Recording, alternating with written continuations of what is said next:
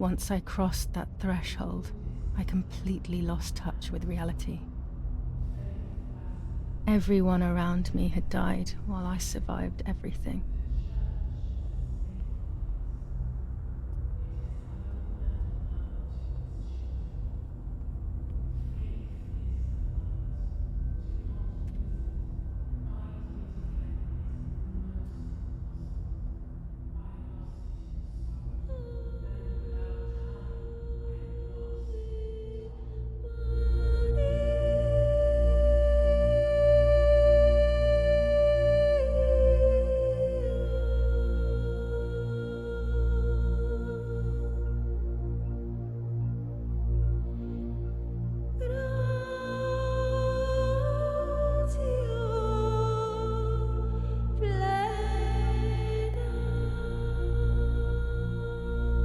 I don't remember how things went.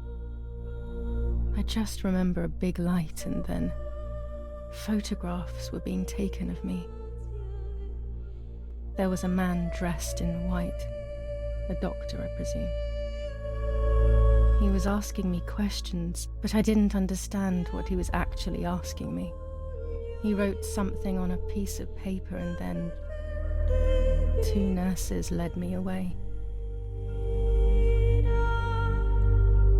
I was in the mental asylum. Some women were talking to themselves, others cried. Some were even covered in their own filth. Others were violent and tried to hurt themselves any way possible. There was this one young woman who would pleasure herself all day long, incessantly, to the point where she would bleed. So they would tie her down to the bed screaming, cursing and talking gibberish for days on end.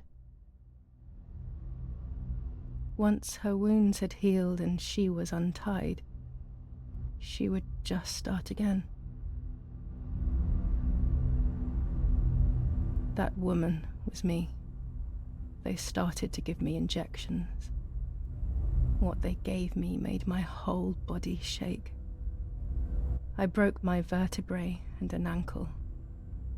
I think it was called cardiazol or something like that.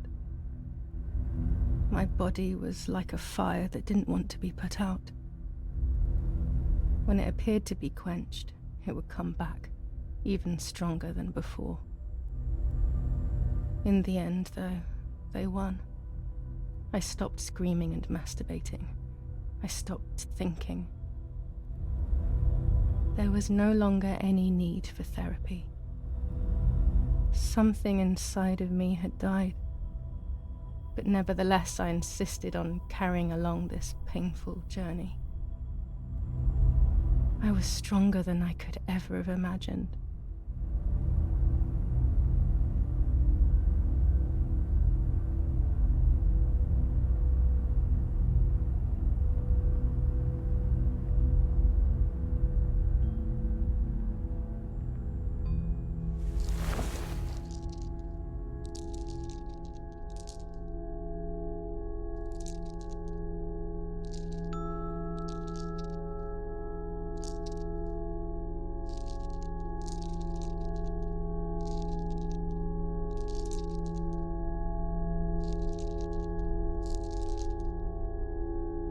Who are you? Wait, wait. I want answers. Don't go away. Talk to me about Martha, please.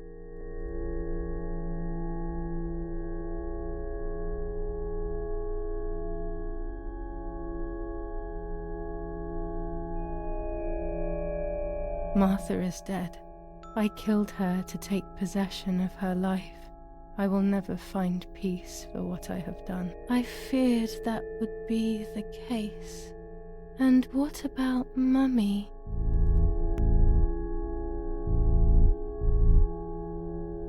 Mummy is dead. Nobody knows that better than I do, unfortunately.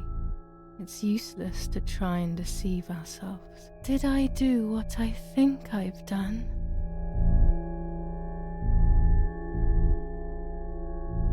Yes, damn it. It really happened. I cut her into pieces and buried her under the bridge. God, all that blood. My God, I knew it. What about Daddy? The soldiers? Did that really happen?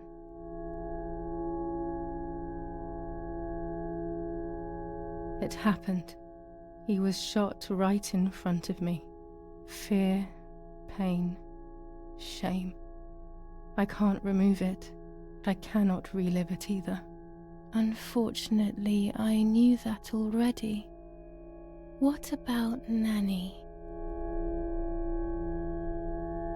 Poor Nanny.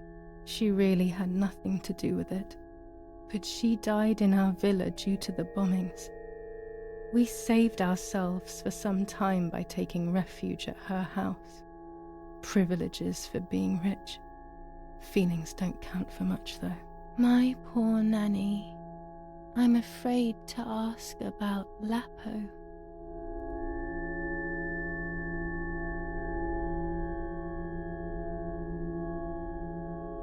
Lapo is dead. He was blown up by a landmine. He got into trouble and paid with his life. My dear friend. Poor boy. Just as I remembered, unfortunately. One last question. The pregnancy? Martha was pregnant. Her deformed baby died with her. Maybe she was in pain. That's enough now. All of these questions are pointless, aren't they? It's all inside of us. We just need to turn the mirror. Is it not all just the reflection of an unknowable existence? Nothing more than a puppet show.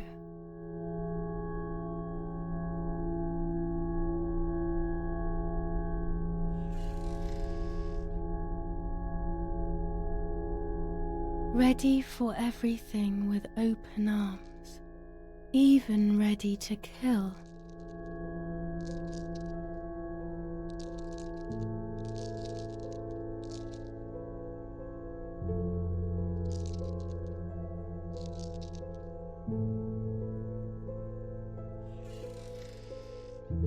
Legs always ready to run.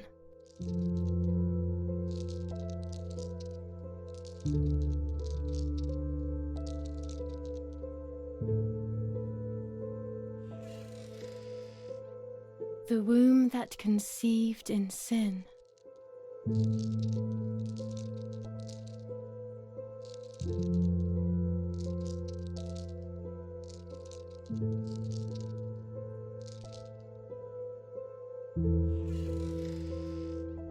Lastly, the mind. To protect us, it has turned us into monsters. Either way, we cannot live like this, can we? I'll take care of it. I don't need to worry. I'll try to sleep if I can. I've got this.